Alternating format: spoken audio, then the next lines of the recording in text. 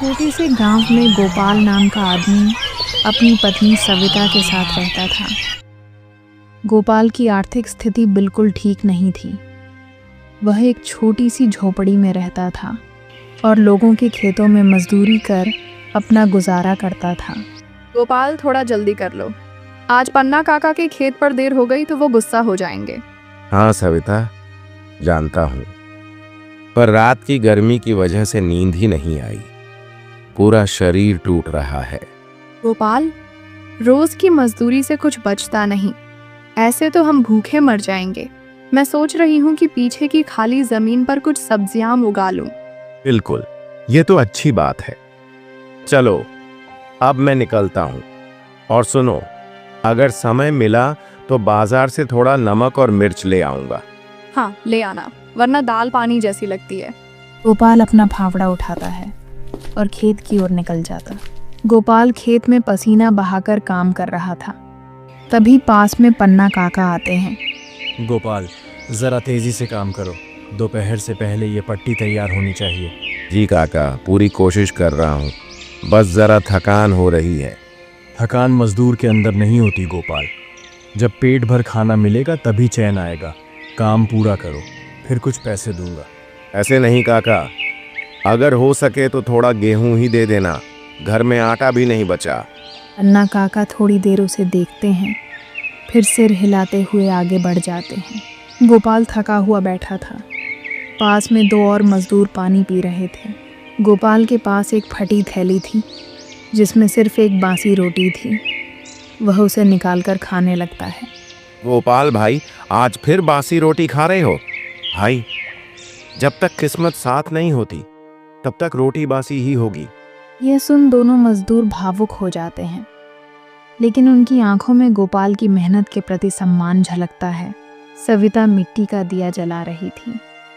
तभी गोपाल थका हारा घर लौटता है। उसके हाथ में एक कपड़ा बंधा हुआ था जिसमें थोड़ा आटा था। गोपाल, क्या लाए? पन्ना काका ने कहा, पैसे नहीं है, पर मेहनत देखकर थोड़ा गेहूं का आटा दे दिया।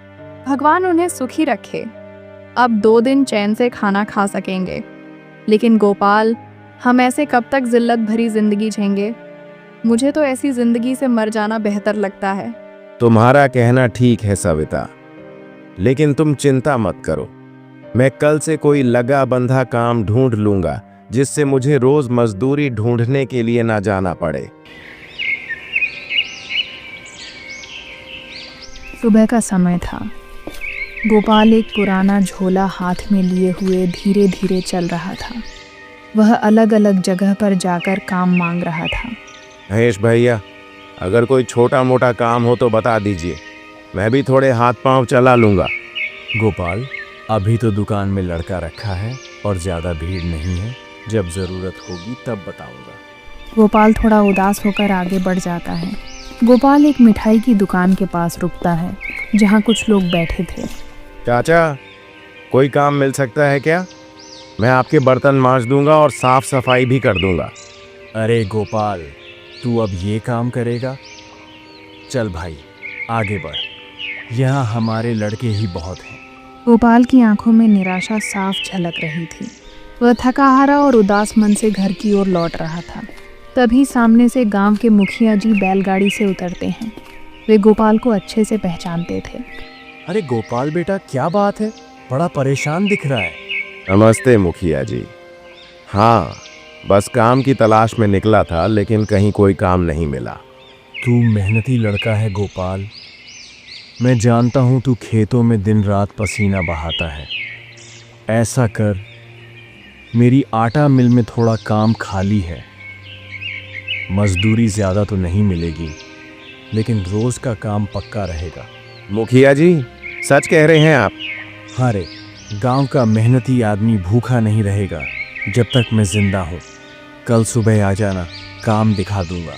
आपका बहुत बहुत धन्यवाद मुखिया जी, आपने आज उम्मीद जगा दी। बस मेहनत और ईमानदारी से काम करना, आगे रास्ता खुद बन जाएगा। सविता चूल्हे के पास बैठी थी। आज कुछ बात बनी क्या गोपाल? हाँ सविता, आज मुखिया जी से मिला। अब उनकी मिल में काम मिलेगा। भगवान का लाख लाख शुक्र है। चलो, अब हमारे भी दिन बदलेंगे।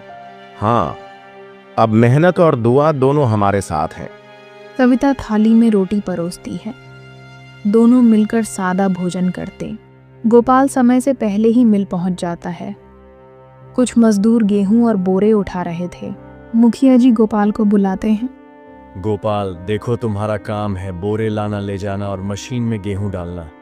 ध्यान रखना कहीं हाथ ना फंस जाए। जी मुखिया जी, मैं इस बात का पूरा ध्यान रखूंगा। इसके बाद गोपाल तुरंत काम में लग जाता है। वह बोरे उठाता है, मशीन में गेहूं डालता है और खूब मेहनत करता है। उसके माथे पर पसीना आ जाता है। गोपाल थका हारा घर लौटता है। सविता दरवाजे पर उसका इंतजार कर रही थी। आ गए गोपाल, कैसा रहा आज का दिन? बहुत अच्छा था सविता, सारा दिन काम किया। थोड़ी थकान है पर दिल को सुकून मिला। पहली बार लगा कि कुछ कर रहा हूं अपने लिए। भगवान का शुक्र है। देखो, आज मैंने बाजरे की रोटी और प्याज की चटनी बनाई है। दोनों बैठकर सादा खाना खाते हैं। उनके बीच शांति और सच्चा प्रेम दिखाई देता है। कुछ दिनों तक गोपाल नियमित रूप से मिल में काम करता रहा। मेहनत तो बहुत थी, पर मजदूरी कम थी।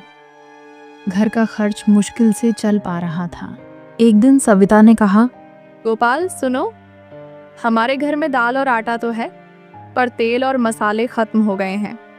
बिना इनके तो खाना भी फीका लगेगा। हाँ, ये बात तो सही है।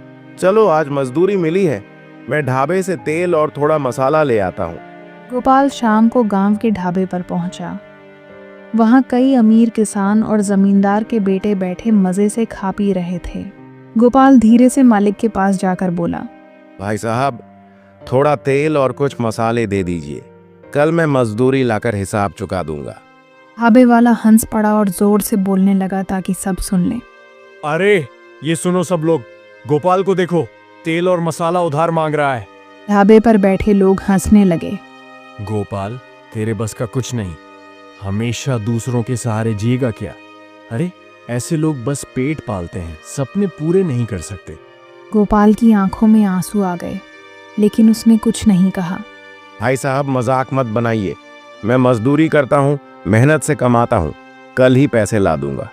ठीक है, ले जा तेल, लेकिन याद रखना, कल तक पैसे नहीं लाया तो सबके सामने तेरा हिसाब बंद कर दूंगा। गोपाल रास्ते में चुपचाप चला जा रहा था। उसके मन में ढेरों सवाल उठ रहे थे। क्यों हर बार गरीब ही अपमानित होता है? मेहनत करने वाला भी क्यों तिरस्कार झेलता है? आखिर हमारी किस्मत कब बदलेगी?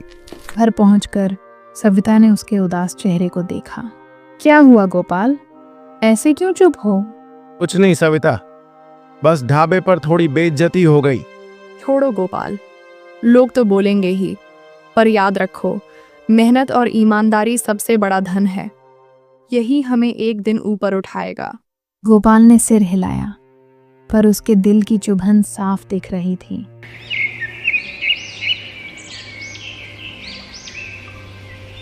दूसरे दिन सुबह सुबह गोपाल मजदूरी के लिए निकला, लेकिन उसका मन बिल्कुल बुझा हुआ था।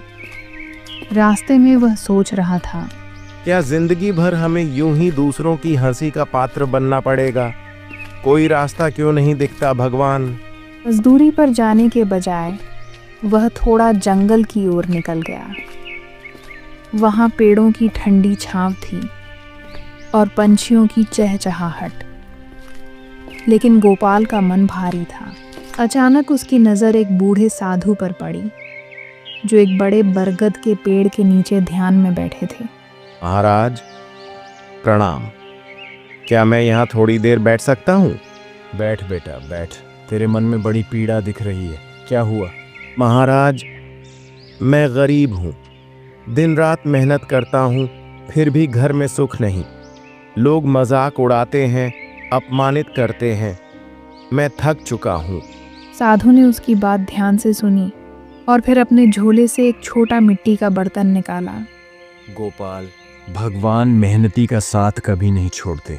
यह बर्तन मैं तुझे दे रहा हूँ, पर याद रखना, यह साधारण बर्तन नहीं है, इसमें एक रहस्य छुपा है। रहस्य? कौन सा रहस्य महाराज? जब भी तुझे भूख लगे या ज़रूरत पड़े, बस इस बर्तन से कह देना, बर्तन भोजन दे, और यह बर्तन तेरे सामने स्वादिष्ट भोजन परोस देगा। गोपाल अवाक रह गया। उसकी आंखों में चमक आ गई। सचमुच महाराज, क्या यह संभव है? हाँ बेटा, पर शर्त यह है, कभी लालच मत करना। जितना ज़रूरी हो उतना ही मांगना। लालच किया तो ये बर्तन साथ छोड़ देगा। मैं वादा करता हूँ महाराज, मैं लालच नहीं करूँगा। साधु के आशीर्वाद के बाद गोपाल घर लौटा। सविता ने उसे खाली हाथ देखकर कहा, क्या हुआ गोपाल, आज मजदूरी नहीं की? सविता, आज भगवान ने हमारी सुन ली। देखो ये बर्तन। फिर उसने धीरे से कहा, बर्तन भोजन दे। और अगले ही पल बर्तन से गर्मा गर्म रोटियां, दाल, सब्जी और मिठाई निकल आई। सविता की आंखों से खुशी के आंसू निकल पड़े। हे भगवान, ये तो चमत्कार है। आज से हमें भूखा नहीं रहना पड़ेगा। गोपाल ने हाथ जोड़कर आसमान की ओर देखा और मन ही मन साधु को धन्यवाद दिया। कुछ दिन तक गोपाल और सविता चुपचाप उस जादुई बर्तन से अपना पेट भरते रहे। अब घर में भूख की तकलीफ नहीं थी। दोनों खुश थे और भगवान का नाम जपते रहते थे। लेकिन जैसे कहते हैं, खुशी ज्यादा देर छुपी नहीं रहती।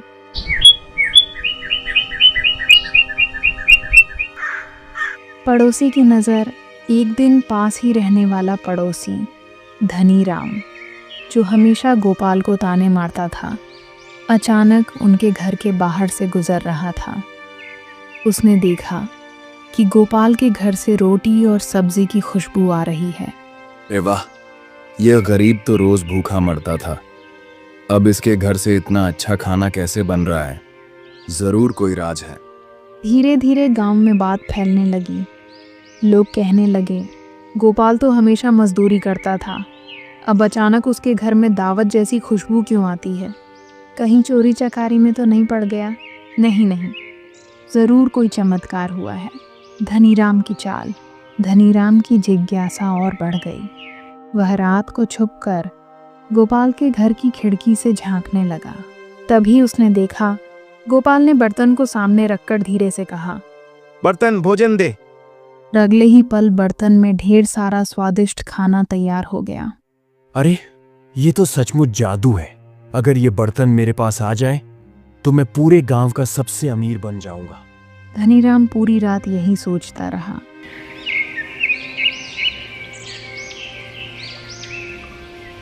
सुबह होते ही उसने मन ही मन ठान लिया, धनीराम, आज रात को मैं यह बर्तन चुरा लूंगा। गोपाल को तो कुछ पता भी नहीं चलेगा। उस रात गोपाल और सविता चैन की नींद सो रहे थे। धनीराम चुपके चुपके उनके घर में दाखिल हुआ और धीरे से बर्तन उठा लिया। उसके चेहरे पर शैतानी मुस्कान थी। धनीराम धीरे से, अब देखो किस्मत कैसे पलटती है, अब मैं गांव का राजा बनूंगा। धनीराम बर्तन चुराकर अपने घर ले आया। उसका दिल खुशी से उछल रहा था। रात गहरी हो चुकी थी। वह तुरंत बर्तन को सामने रखकर बोला, बर्तन भोजन दे। यही पल सचमुच बर्तन से तरह तरह के पकवान निकलने लगे। खुशबू से पूरा घर महक उठा। धनीराम खुश होकर, हाँ, अब मैं राजा की तरह जीऊंगा। अब मुझे न काम करना पड़ेगा और न किसी की सुननी पड़ेगी।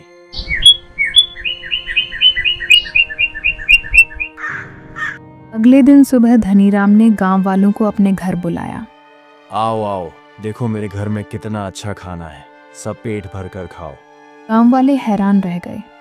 सब कहते, अरे, धनीराम तो इतना अमीर कैसे बन गया? कल तक तो ये भी हमारे जैसा ही था। धनीराम गर्व से हंसता और कहता, भाग्यवान हूँ भाई, किस्मत पलट गई है मेरी। इधर गोपाल और सविता जागे तो देखा बर्तन गायब।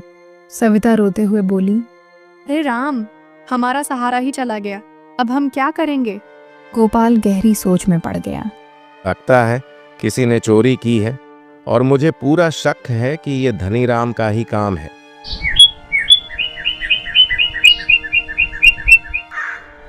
कुछ दिनों तक धनीराम मजे करता रहा, लेकिन उसका लालच बढ़ता ही गया। एक दिन उसने सोचा, अगर बर्तन खाना दे सकता है तो शायद सोना चांदी भी दे सकता है। उसने बर्तन से कहा, बर्तन सोना दे। लेकिन इस बार बर्तन चुप रहा। उसने गुस्से में फिर आदेश दिया। बर्तन सोना दे, चांदी दे, हीरे मोती दे। तभी अचानक बर्तन कांपने लगा और उसमें से धुएं का गुब्बार निकलने लगा। गांव वाले भागकर देखने आए। धुआं छोड़ते ही सबने देखा, बर्तन में तरह तरह के कचरे और गंदगी उगलना शुरू कर दिया था। पूरा घर गंदगी से भर गया और बदबू चारों तरफ फैल गई। धनीराम घबरा गया और चिल्लाने लगा, नहीं नहीं, रुक जा, बस कर। लेकिन बर्तन रुका नहीं। धनीराम का घर अब कचरे और गंदगी से भर चुका था। गांव वाले नाक बंद करके भागने लगे। धनीराम का लालच ही उसे ले डूबा। किसी ने भगवान का दिया वरदान चुरा लिया होगा, तभी ऐसा हो रहा है। धनीराम बुरी तरह से हाँफते हुए गोपाल के पास भागा। गोपाल भाई, मुझसे बड़ी गलती हो गई। मैंने तुम्हारा बर्तन चुरा लिया था। कृपा करके मुझे माफ कर दो, वरना ये बर्तन मुझे बर्बाद कर देगा। धनीराम, ये बर्तन ईश्वर का वरदान है। ये केवल मेहनतकश और सच्चे इंसान का साथ देता है। लालच करने वाला इसका हकदार नहीं है।